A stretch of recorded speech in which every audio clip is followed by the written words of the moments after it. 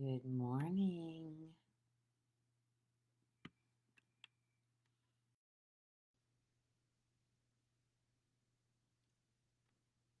and welcome to Sunday Soul Talks from North Fort Myers, Florida. I'll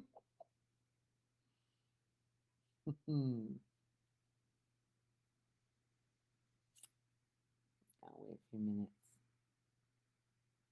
I started early.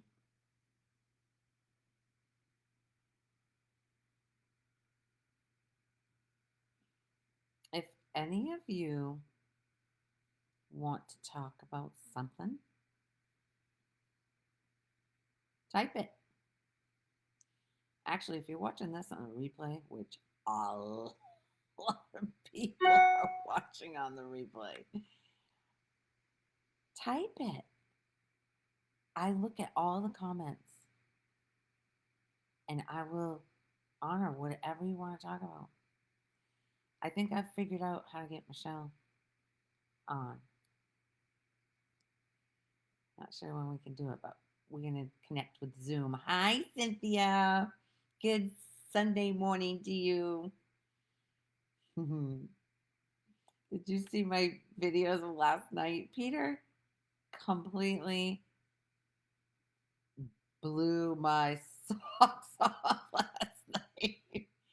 He said, because we don't get each other birthday gifts or Christmas gifts, or we just don't. Or Valentine, we don't fall into that. When we want something, we go get it. There's no pressure of having to. Well, apparently he wanted to do this, and it shocked the living shit out of me. He said we were going somewhere, so all day. Well, I didn't know when. I didn't know where. I had no idea anything. So in the morning, apparently I showered. He wasn't getting ready. Okay. Yes. Um, the snake. What the hell? Anyway, so he finally got started showering after lunch. Okay. So I made cookies. I did. There was something else I did in the morning that. Anyway, he takes me out to dinner, my favorite place, Bahama Breeze. It's it's a really cool place. They have different food. They serve it in a pineapple, but that's not what I had this time because I didn't want to have something that I had leftovers because I had no idea when I was going to be home. I didn't want to waste them. So I mostly have leftovers if it's a big meal. So we eat and we're early to go where we're going. We end up at JetBlue Park, which is where the Red Sox spring training is. I've never been there before. I used to go to City of Palms when that's the old one with my sister and her husband. But um, there was no, I'm like, what are we doing here? What's going on here? It's a big stadium, so I knew it was some kind of concert, but there was no sign anywhere that said who was there. So as we were driving in, I said to the guy who was telling us where to park, "Good morning, Adam." He was telling us where to park. Thank you for being here. Um, he was telling us, I leaned over out the window and I go, "Who's playing today? What's going on here today?" And he goes, he was gonna tell me, and Peter's like, "Don't tell her."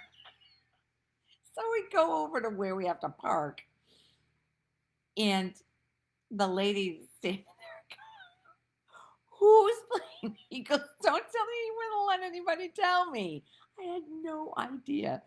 So we're sitting in this parking lot talking to my girlfriend, Phoebe, and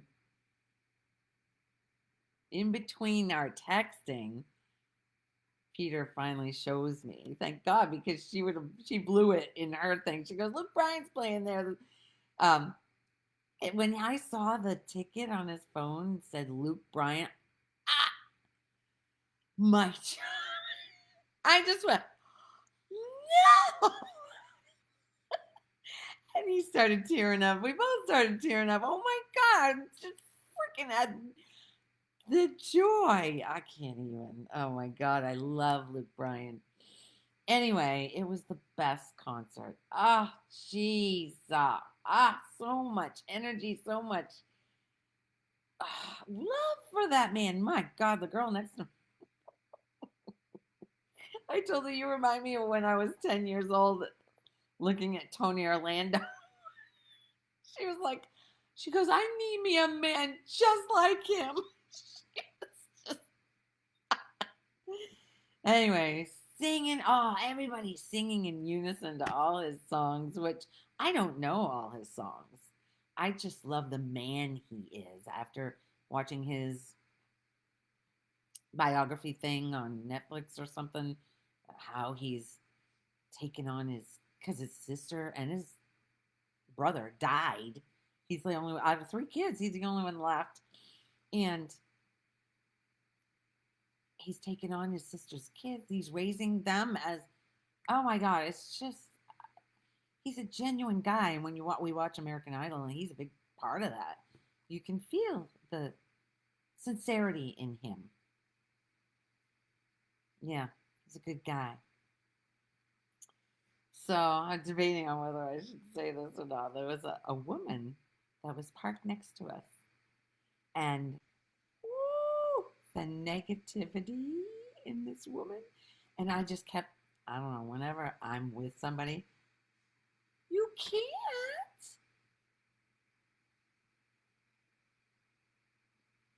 Denise can't access it.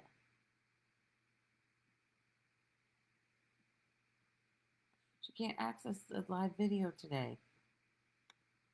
I don't know why.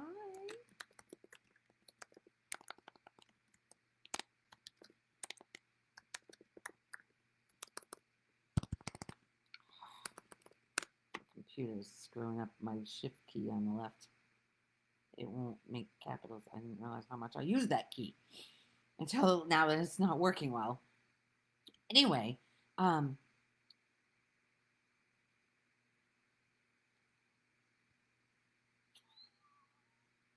got off the track.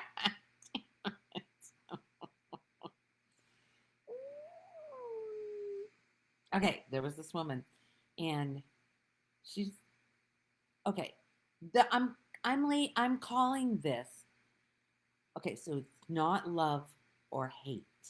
It's not love versus hate. It's love versus fear. Fear creates hate and anger and jealousy and bitterness and resentment. All of that comes back to fear. And the fear is I'm not lovable. There's something wrong with me. I can do something wrong. So the girl that was with her, I wasn't talking with the other girl. She was on the passenger side. It was so freaking hot. We couldn't get in. We were so early. We were hours early. So we sat in the car with the AC on and talking with Patty next door. And she shared her CDs because somehow we figured out. Anyway, it was everything that she was saying that was negative. I had a complaining, chronic complaint. Good morning, Margie. Thank you. Thank you for being here, you guys. Anyway, so and each time she would complain about something, I would come back with my mind is trained. It is as soon as it hears something negative, a complaint, it Phoebe calls it alchemizes. It transmutes it. Transmutes. That seems to be the word this week. So many people have talked to me about it transmutes the negativity. And it's not about being positive and negative. It's about seeing things as it is, not seeing them as you are, because you see life through a filter of beliefs about you, the you don't see life as it is. We all see life as we are. That's the big um, meme going around. I don't know if it who said it. Some philosophical person, but it's true. You're seeing through a filter. Now, this woman was seeing through a filter of fear like I've never.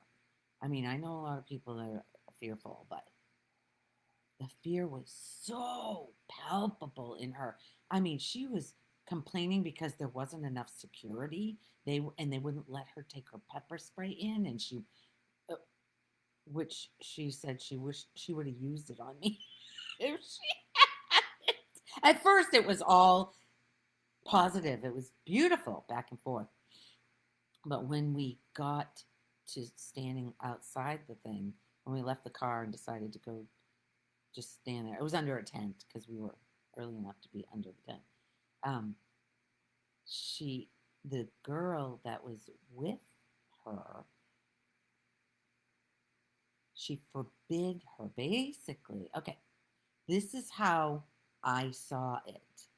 Is that because at first it was just me and Patty talking because her name was Avra, Ovrah, like Oprah, but with a V. And but you can't say. I said you should say Avra like Oprah. You know you're anyway. That's not her name. So when we started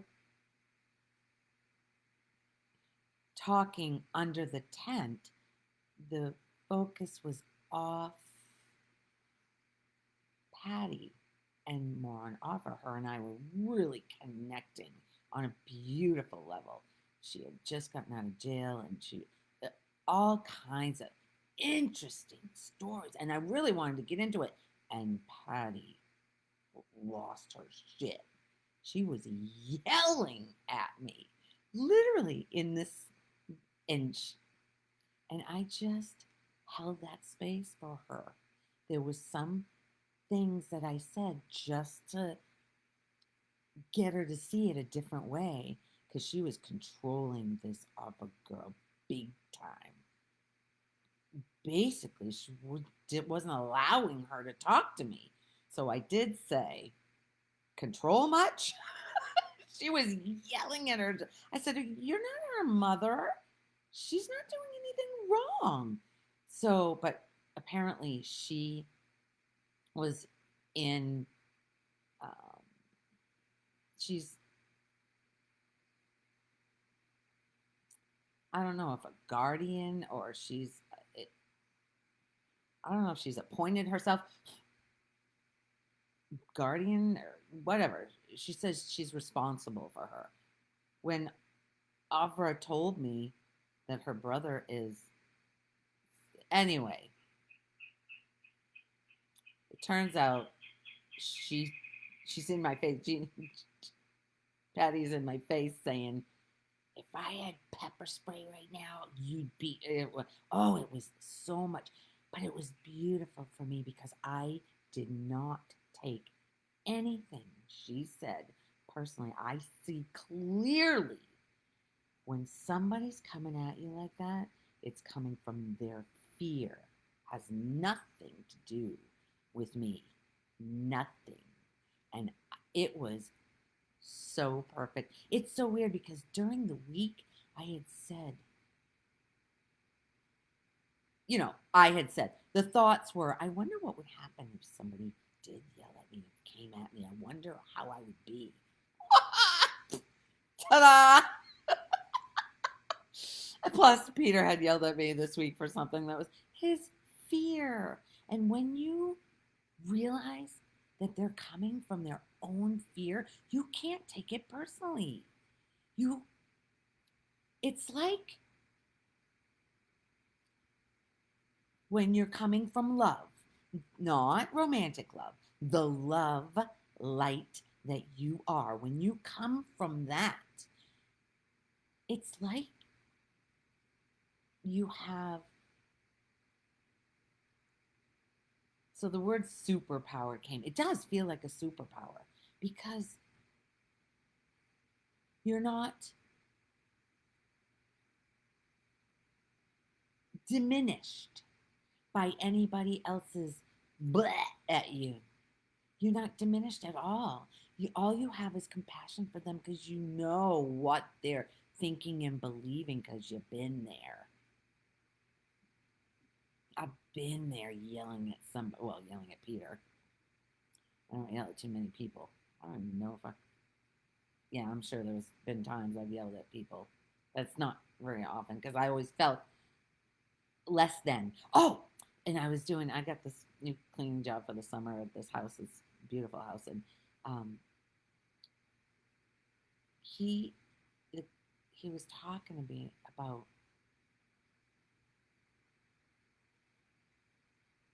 all his aches and pains and I'm seeing it's all coming from fear because I felt as I'm sitting there talking with him, I, I, I had, or he's talking, and I saw the pattern of thought where before I would be thinking that I was beneath him because they have a beautiful house, they make a lot of money. It's all that was part of Lori's belief that she's less than because she doesn't make the money that they do. So she's not as worthy. I'm not alone in that thinking.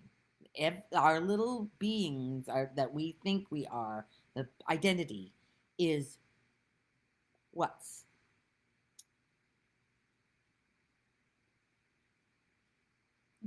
making us see life in a certain way because it's a veil.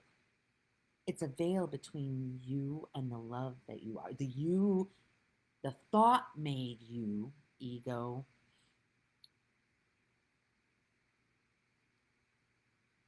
the one, the clouds that, the thoughts, the clouds that cover the sun. The sun is what you are. Immovable, always there. That woman could have been heavy clouds for me. Oh, I did something wrong. You know what? I felt her back because she turned her back. She was so pissed off at me, and there was nothing I couldn't. That was all going on in her head. So I touched her back and I said, "I love you." Really feeling. She goes, "Well, I don't." Oh, it just hit the. And then I saw her watching me. I saw her because I ended up talking with some other people, and I saw her watching me because it didn't affect me. Because normally, when somebody gets an altercation like that, your mind just keeps replaying it and making it like it's a horrible thing, and you can't control those thoughts. They're coming saying you did something wrong, or they fuck them, or it's always blaming and fighting. There's no fight. Oh, thank you. Mm.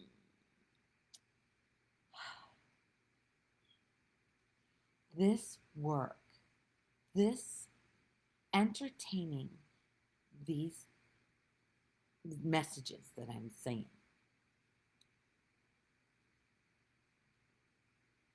seemingly, it's coming through, has the power to, if you're a little bit willing, you only have to be a little bit willing to hear what I'm saying. There's a different way to live. And it doesn't have to be with those thoughts, through those fearful thoughts. That's what's clouding the love, the light that you are and have always been since birth. I posted some things yesterday that just hit me so deeply. Oh my God. Ooh, let me do it. God, they just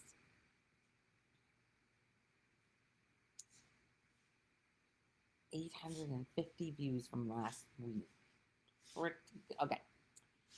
It is not how you look on the surface, but the depth of your kindness, the radiance in your heart. the sweet music in your eyes that makes you the most beautiful being in the world. Every one of you is the most beautiful being in the world. And I am not separate from any one of you, and I'm not separate from Patty last night. The sheer anger coming at me, and all there was compassion for her. She's miserable inside. And Avra ended up telling me that she doesn't have, her kids aren't talking to her. No, she has no friends. None. Avra, and she treats Avra like she's a beneath her, like the control. That's why I had to say control much. So I'm hoping, I know that the mind, goes over shit without you. It's constantly, that's the delusion going on here. It's constantly evaluating and seeing who was bad and who. Oh my God, what was wrong. That interaction between me and Patty was perfection. Perfection. I just send love to that lady. Send pure love from my heart to hers. She had to have seen a different, because I'm sure that's not her normal when somebody, it triggers her. I'm sure when she yells, they yell back or say, "I'm out of here," and have walked out of her life. So having me hug, rub her back, I wanted to hug her, but I didn't know if I'd get slapped. She says, if I had pepper spray. Thank God she couldn't bring her pepper spray. Oh my God. Um,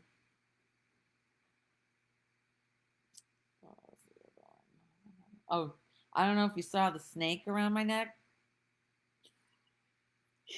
My girlfriend Jeannie says, I was looking at that and said, "Oh, that's an interesting necklace." And then an interesting scarf. She thought it was a scarf, and then she noticed. She goes, "But Lori doesn't wear scarves." And then the snake's moving. It was a python. Put it right around my neck. Oh, it feels so good. Ever since my girlfriend Phoebe, because I was like most people, can't snake, no, fear. We've been taught fear because nobody. If you saw a snake as a kid, if depending on who reacted to it, which most people, it's like, they don't. Peter's afraid of snakes. He wasn't anywhere near me when I put that snake on, and it was the cool. Oh my God! Actually, Oprah didn't have any money. She only had a credit card, and he only took. I didn't know. We didn't know we had to pay the young girl that went before me. It was like, okay, so he came in with this snake, and I was like, oh my God! It was like I was drawn. A bunch of us were drawn, and me and Audra just went right. She used to have one herself, she said. But the young girl went on there first, and when he took it off her, he goes, "Tips are welcome. Usually it's 20 or 40 bucks." And I could feel inside of me go, ugh. And then I went, what the hell? This is how he's making his living. So Abra only had the credit card.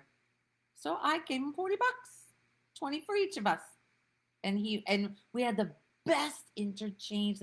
Oh my God. Actually, I had so many great meetings with different people. Even the people at the stand remembered me. Oh my God, it was just crazy. It was such a beautiful, joy-filled night. I mean, most things are pretty joyful, but this was over the top. Just sitting there going, I'm going to see Luke Bryan in real time. And we were not far from the stage either. Oh my God, it was so. He's such a great guy. Just anyway. So the love and fear thing. All of the negative emotions are coming from fear. And the biggest fear is I'm not enough. And all the rest of them, that and I'm going to die. Now, as you listen to this message, if you're just a little bit willing, that ego that you see life through, that filter of, of fear, is going to go. It has no choice. If you are open to this and you listen to this regularly, it's going. It can't not, because that mind works on shit. It works on it. It's like you have to have noticed that it works on when there's an interaction with somebody and it's uncomfortable, how after blah blah blah blah blah blah blah, all of that is not even happening. Just like people who, that's why I say there's no mistakes. There is nothing out of order here. Nothing. And you looking at yourself as a victim, somebody did something to me, that was done once. How many times have you replayed it? It's over. Maybe it was done more than once. It doesn't matter. If you continue to believe you're a victim of anybody or anything, victim of life, that's why this woman, she felt like a victim of life, complaining about, she was like, she had me look up these letters, something about flying. I said, is there a no flying zone or something over? She was afraid. I said, what do you think, we're going to be bombed? She was all about security. They don't even have people. She was just petrified of life. Do you think she knows what love is? The fearful Patty does not. But underneath that, what's really here is the love. That's why having compassion for somebody who's like that changes the automatic, the mind wants to blame. How they are wrong. They did this to me. That would make me miserable all day long, or the night. I wouldn't have been able to enjoy my night if I didn't see through this.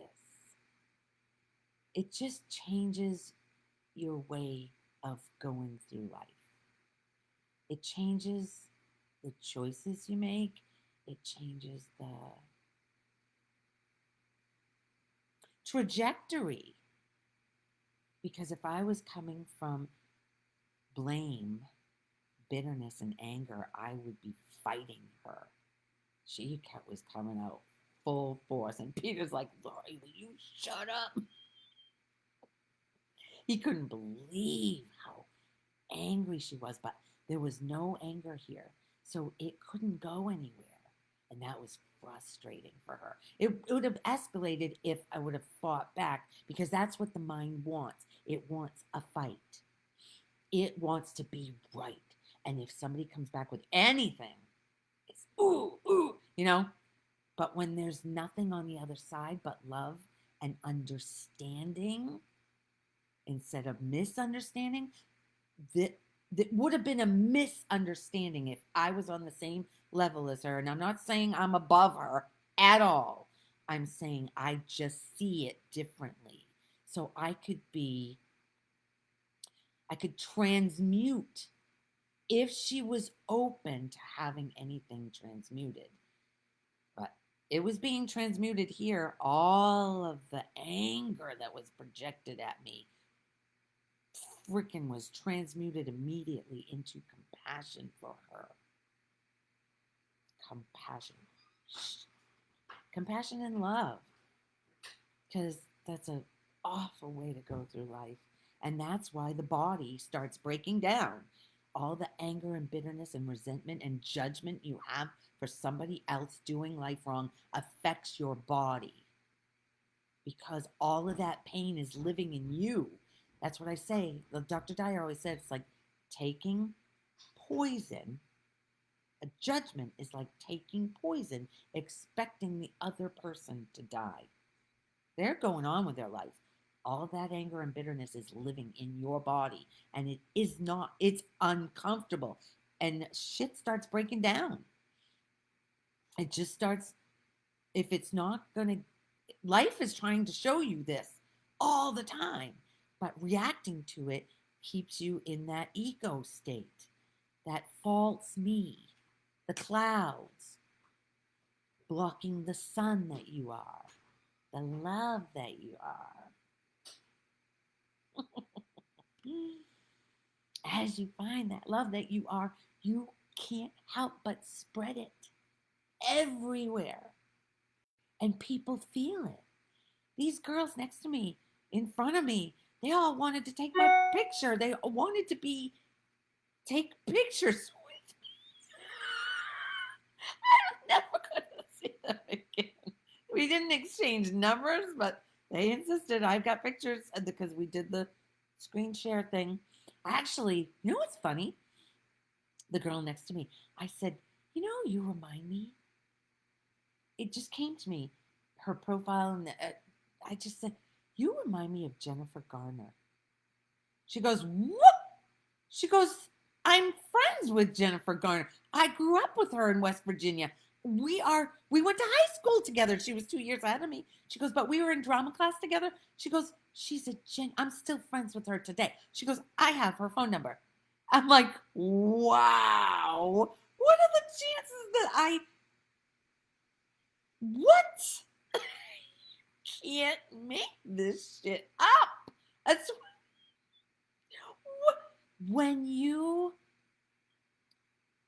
come from the love that you are, the synchronicities, the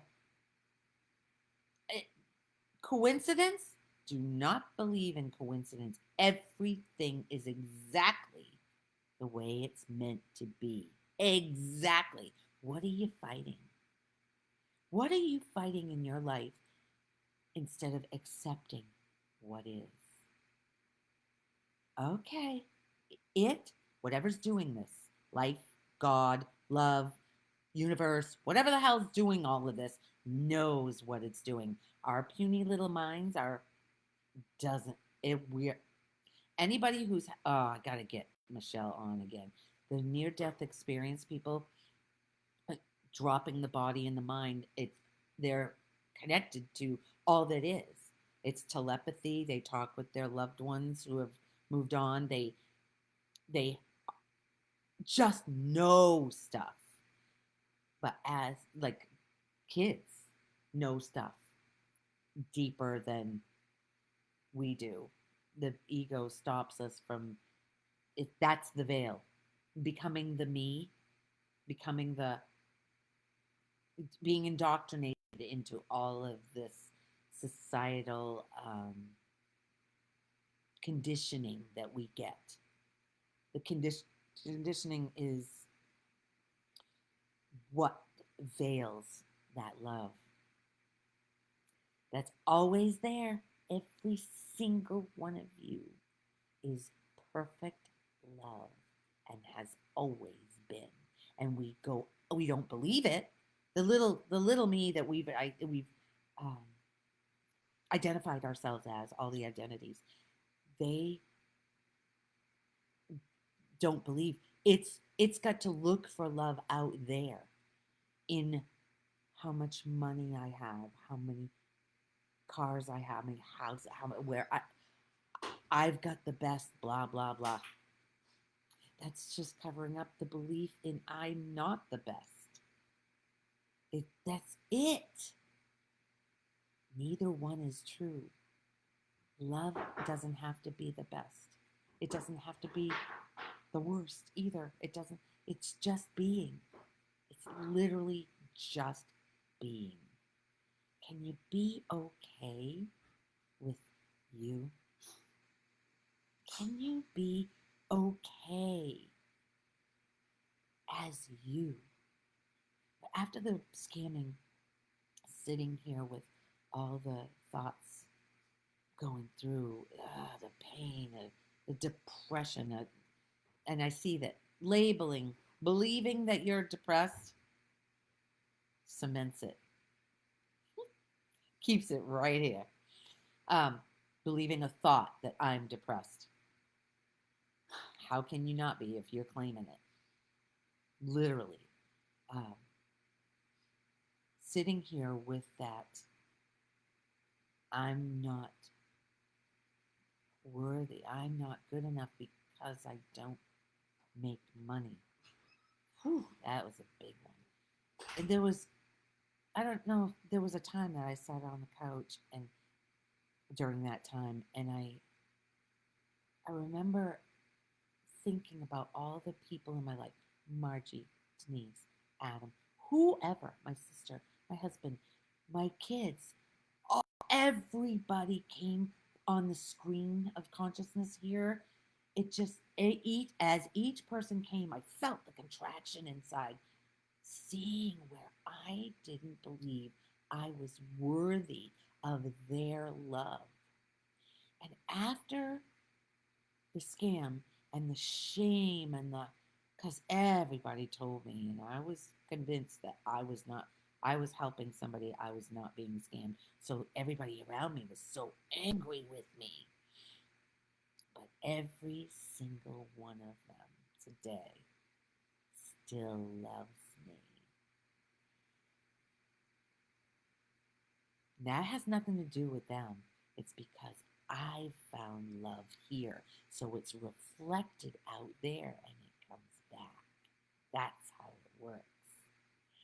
As you find the love that you are, there's no more judgment. So when people are around you, they don't feel judged. They can't feel judgment. They feel free to be the love to be. Free to be because it's safe. Because they know I'm not going to get mad. If I have somebody in my face telling me to shut up, and if I had pepper spray, and all these people were looking, we were in a small space underneath a tent at the beginning of getting into a concert. She was making a huge scene, and I was just flowing with it, holding that space. It was, I'm telling you, when you realize the love that you are, there's no more need for safety. There's no more need for trust. There's no more need for anger, bitterness. It'll come up. That's a human emotion, but it doesn't have to be from blaming someone else. That didn't cause me any anger. I don't know what will cause anger, but I'm sure it's going to show up. I'm basically calling it in. I'm basically saying, okay, show me where there's still anger here. I can listen. Oh, actually, there was anger this morning.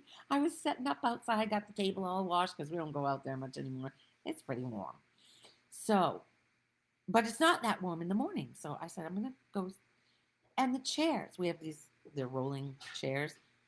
As I picked it up to go over, I had cleaned the table, put my computer out there, plugged it in, because my battery, anyway, so tried to put the chair, I had to lift the chair up over the wire of my cord. And one of the wheels, the casters, fell out of the bottom of the chair. So I went to put that back in, and another wheel came up because I had to lift it up. So the other 3 wheels, I said, frig this. I was like, and I could feel the anger coming up. And I'm like, okay. Obviously, I'm not doing this outside. I could have got another chair, but frig it. And I just said, Peter's got stuff he's doing, so I'm sure you can hear it in the background. I hear a lot. Anyway, oh, beautiful bird. God, when you see a bird flying, I don't know. Peter and those dreams of flying. I want a dream of flying. I would love to have a dream of flying. I don't know if I told you guys that recently I was with a young girl, and I was telling her that I don't dream. She goes, I heard somebody say if you claim that, of course you're not going to dream. I went, ah, right? Recently, like within the past 2 weeks, she told me that. I was like, right? If I say I don't dream, why would I dream? We'll see. Actually, I have been having dreams, but I can sense them, but I don't remember them. Well, there you go. I don't remember them. Now it's time to remember them. I remember my dreams. So fun to play. It's so fun to play with life. When you're coming from a different way of seeing, it's just when you're not taking anything personally anymore. That was huge yesterday. Huge. I'm always saying don't take anything personally. The only one that takes things personally is the little me that you believe yourself to be. Mine. This morning, oh, get this. We were on a video chat with my son this morning, and Eli, there was a box. He had all his tools out because his box was broken, so he was fixing his box. And then he left. We went away from the box, and the cat decided Pingy wanted to go in the box. Eli runs over my box, Pingy. He's not even 2, and it's already starting. That's why this is so. Even though there is no time, the me believes it's on a timeline. The love that you really are, the light that you are, there's no time for it. It's not a beginning and an end. It's not a birth and a death. It's not on a timeline. It's infinite. There's no borders. There's no borders to it. Anyway, when we're young, when Adam, Margie, Cynthia, whoever's listening, when you're young, there's no worldly thoughts. There's no world. There's no world for a 2-year-old. Well, he's not 2 till July 4th. But there's no world. There's no worry. There's just being in the moment. Being, not even in the moment. That's not even, it's just being.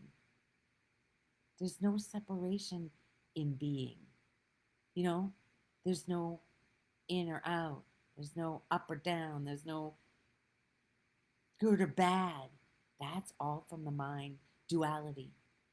That's why, if you guys are interested in this, how I learned non-duality is there's no two. There's no two. It's one. All of this is one. One thing. It's not separate. None of us, we're not separate. We are one. And that's not the person being one. It's the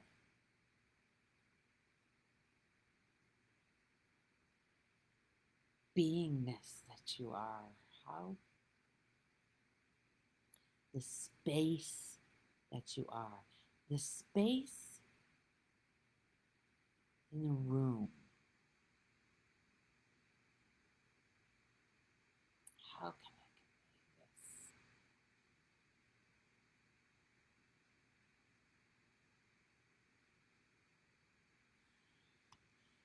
it really, I think the sun is the best analogy. If you think of the sun, but that's a concept too. Ugh. The space, the nothingness that animates this for some time. That's why there's a paradox. We believe ourselves to be a human. We're having a human. Okay, we're a spiritual. We're not a human being having a spiritual experience. We're spiritual beings having a human experience.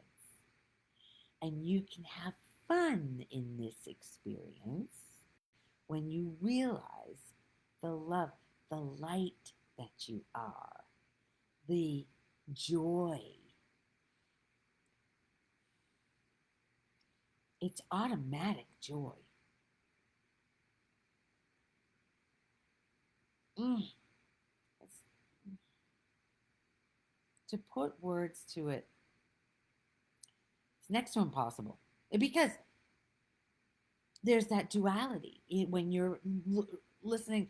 Literally, nothing, everything said here is just concepts. It's not reality. So the reality can't be talked about, but talking happens because that's how Lori started realizing something different's going on here. There must be something more. There must be. It can't be about pain and suffering. It cannot be. But that's part of it. As the pain and suffering happens, there's the thought that comes, there has to be something else. And the something else is realizing that you are the love you're looking for in the world that you will never get. Ever. It's a dissolving of the one that's looking for love. It's a dissolving of her. But it's not a fearful thing. She's afraid to dissolve. Because then what? I won't be whatever. Fill in the blank. Ask yourself, what is the fear of this message? What comes up in your mind? If I really take on what she's saying, what's going to happen to me? That little me is so scared. Just love her or him. She doesn't know. He doesn't know. He just has been programmed to believe that love is outside and you have to get it. And you can't. It's not. Everybody has, all of my friends have always thought that I have the best relationship because Peter really loves me. They see it. They feel it. They measure. That's another thing the mind does, compares to the others, and usually you either come out better than or less than. That's the duality. That's not real. And the love that it looks like he has for me is not real either. Because he's getting angry with me when I talk to other men. And I get it. I used to play into that.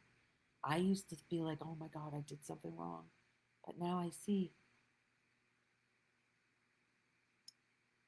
I'm not hurting anybody. He's just believing that because he sees me talking to men and he's got that fear of me going with somebody else when the whole time he doesn't see all the women I talk to at the same time. He doesn't even see it because his mind, what is your mind focused on? Whatever your thoughts are being entertained, whatever you're focused on is what expands in your life. Watch what you're focusing on. If you focus on love, compassion, forgiveness, forgive you because you couldn't have. How else would you have known any of this if someone didn't have a message that went that you go, oh boy, that sounds pretty. Do I dare? Do I dare believe what she says? Or is she seems like she's coming from a pretty pure place, but that feels really good in my body. But the doubt is always from the me. I can't, what if, I mean, when I first started on this journey, I couldn't talk about it with anybody.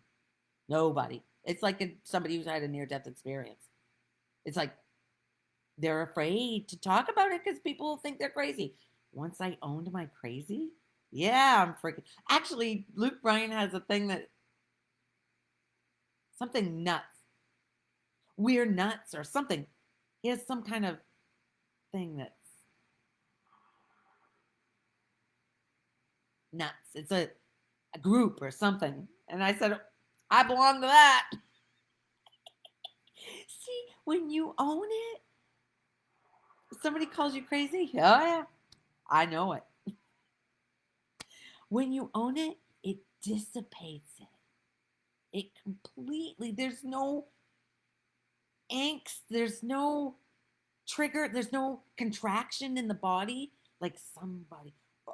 Because back before I owned it, if somebody called me crazy, I'd be like, blaming them for being whatever, hurting me, when the hurt the whole time was inside of me, believing that I was crazy, but not liking it and not embracing it. That's the shadow side, not embracing the shadow part. So what if I'm crazy? At least I'm happy. That's what I said to my granddaughter this week. I'm happy. Isn't that what everybody wants to be? Isn't that what everybody's looking for out in the world to make me happy? Buying clothes, buying shoes, taking drugs, trying to dumb down that all those thoughts that are saying there's something wrong with you and you're not good enough. That's bullshit. It's not true. And your body's letting you know. Each contraction lets you know you're believing in the me right now. You're not coming from love. Just love that. Love that thought right there. Just love it. It's okay. It's okay. I got to freaking get. It's okay. That's like such a simple phrase, and you can feel it's okay. You can feel the shoulders come down, the space built inside. It's all right. It's okay. When it's all uptight inside, all right. Lori says, it's okay. Use me. Use me. Let your mind use me. Lori says, it's okay. Till it becomes your own. It's okay. Everything is okay. Everything. Everything. Whatever you're fighting in life right now, breathe. It's okay. Feel it. Feel that space open up and that heart expand. It's okay. It's just another thought alchemizing the one that's blaming somebody or fighting life. Like when this condo, everything looked like shit. Looked like we were going to get slammed with so much money that how are we going to fix all the. I kept, it's okay. It's okay. And then the $1.25 million comes in from, and it literally wasn't even because of Ian. It wasn't. It was neglect from years. Ian was a blessing. That's duality too. It's just what is. But Lori's mind chooses to look at it as a blessing. Everything is a blessing. Everything is a blessing. It's just, where are you fighting it? Where are you not saying it's okay? Wherever the fight is, can you surrender and say it's okay? Feel the relief in the body. Feel it. And then the thoughts come up of whatever that is that's causing the contraction inside. It's okay. Guess that's what I need to title this one. It's okay. All right. I think it's done. Going to Venice today. We love Venice. There's a feel at that. Well, the feeling is because of we love it. We love that town. They have a big art walk every year at this time, and it's today. I'm so excited. What a weekend. Anyway, I love you guys because you are me. We are one. We're not separate. I hope you feel that love that I have for every single one of you that watches this. I love the stuffing out of you. Okay. Mwah. Have a wonderful week, and I'll see you next Sunday for Sunday Soul Talks. Woo, love it. Bye.